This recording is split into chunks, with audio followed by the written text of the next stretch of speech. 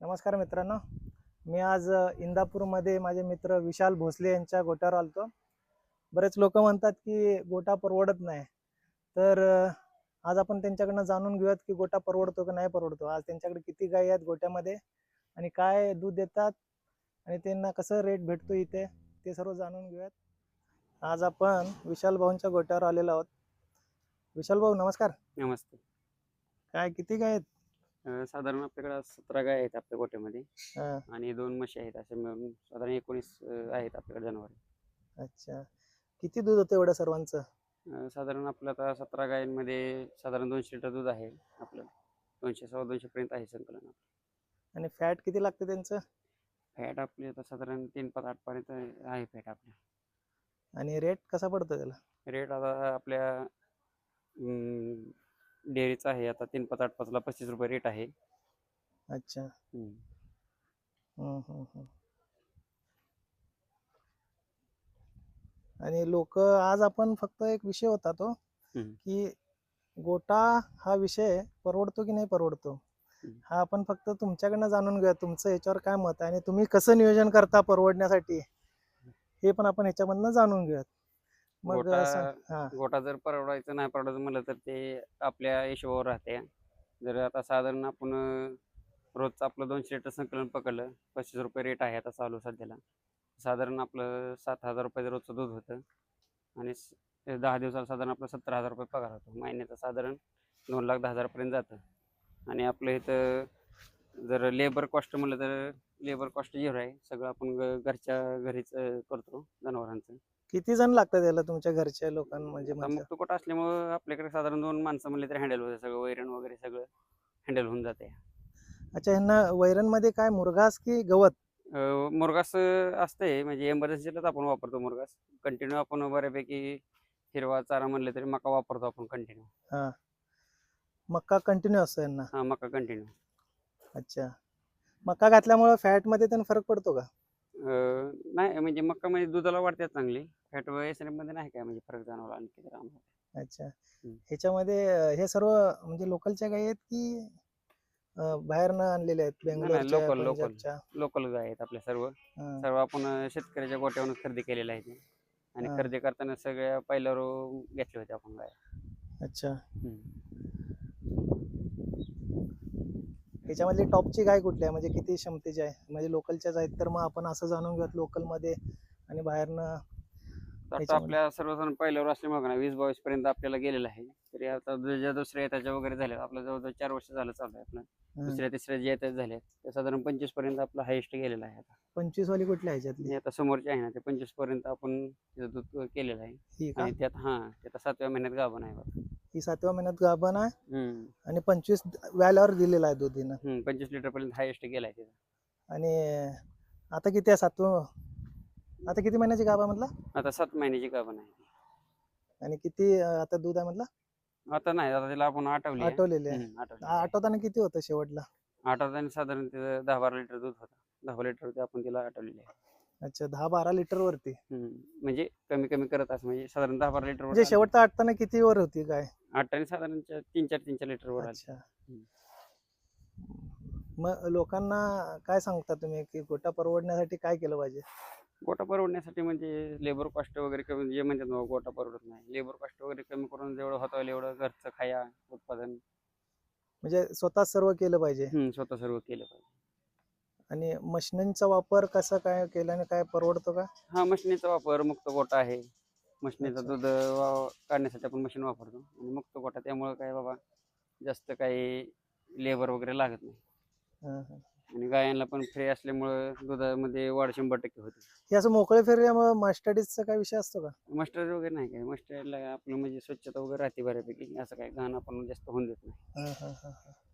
ह्यांना धुवतच नाही तुम्ही? नाही, धुवत नाही आपण त्यांना. अच्छा. आणि यांच्या धारा 2 टाइम असतात की? हा, 2 टाइम. आपले सकाळी साधारण 4 वाजता चालू होते धारा आणि पहाटेच्या, आणि संध्याकाळी पण 4 वाजता. आणि हे संध्याकाळी इथे शेड मध्ये असतात का? हा, खायला पुरतं फक्त हे शेड शेड आहे मध्ये. यांचं? हा, शेड आहे. आता आपण संध्याकाळचं खाया टाकून ठेवलेलं आहे बघा. एक टाइम आपला मुरगाच चालू आहे ह्यांना. अच्छा, मुरगा असा आहे का? एक मिनिट. हे बघा मित्रांनो, इथं गाय बसले. मुक्त संचार असल्यामुळे कसं एकदम बरं आहे. गायींना जेव्हा मनात येईल तेव्हा फिरणार, मनातील तेव्हा पाणी पिणार. अच्छा, ह्याने इथं हे म्हणजे हे लावलेलं आहे त्यासाठी आतमध्ये जाऊन हा खाऊ जाऊ नये नये म्हणून. म्हणून. हा खाऊ नये. नंतर जेव्हा टायमिंग होईल तेव्हा तुम्ही हे काढणार. ही किती देते? हे साधारण 20 लिटर पर्यंत दिले. पहिल्या रोज आहे बघा हे. ओके. हम्म. हे म्हशी पण आहेत का हा तुमच्याकडे? म्हशी पण आहेत. म्हशी आपल्या घरी दूध खायसाठी आपण अच्छा, घरच्यासाठी. हम्म. आता हे आम्हाला वाकून यावं लागलंय कारण त्यांनी हे केलंय. हे असं मुरघास आता हे टाकून संध्याकाळचा ठेवलेला. आपण खाया टाकून ठेवलेला आहे बघा. हम्म. आता काय फक्त संध्याकाळी आतमध्ये घ्यायचं आणि दारा काढायचं एवढंच काम राहील.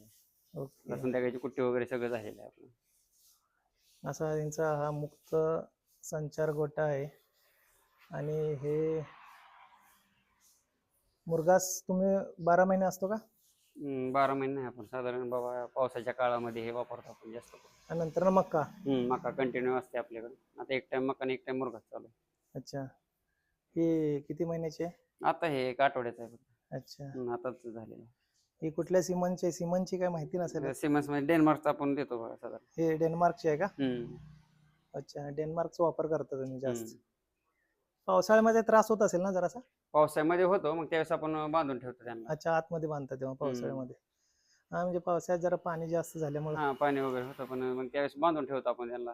जमीन किती आहे तुमची जमीन? जमीन आपल्याला 11 एकर शेती आहे इथं. मग त्यामध्ये गवत लावले का तुम्ही? आपण गायांसाठी 3 एकर शेती ठेवलेली आहे. त्यामध्ये अच्छा. आपण कंटिन्यू म्हणजे फक्त मकाच घेतो. पुढं आहे ती तुमची जमीन आहे हा का? हा आपली जमीन आहे.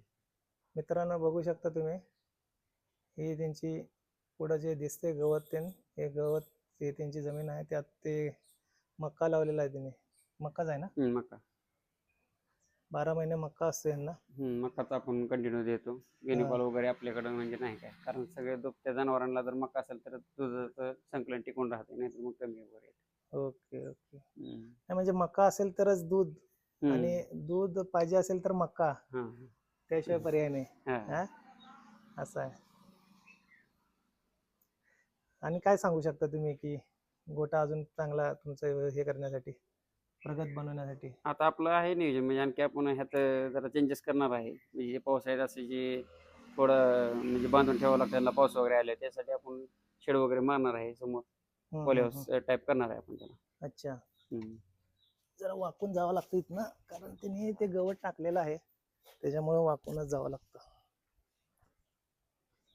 तर असं बघू शकता, गोठा हा परवडतो हे ह्यांचं मत आहे. आणि जर का सर्वजण स्वतःच्या घरातलेच असतील तर 100% गोठा परवडतो. काय म्हणता? हा. तर अशा पद्धतीने यांचा गोठा आहे. अजून काय नवीन, काय ब्रीड वरती काम चालू केले का, कसं काय? ब्रीड वरती नाही काय सध्याला. आपण कसं आता जोड व्यवसाय म्हणून आपण करतोय साधारण शेतीला. आपल्या शेतीमध्ये केळी वगैरे, ऊस वगैरे असते. हा, त्यातून आपलं जोडधंदा. हा, जोडधंदा म्हणून आहे. अच्छा, ही गाय किती दूध देते? हे पण आपले 20 लिटर, 20-22 पर्यंत आपल्या हायेस्ट 25 पर्यंत आहे. 3-4 गाय आहेत आपल्याकडे 17 मधले. ही क्रॉस ब्रीड आहे वाटतं ही. हा, क्रॉस ब्रीड जर्सी. हा, जर्सी क्रॉस. उठून दाखवता का? मस्त आहे गाय.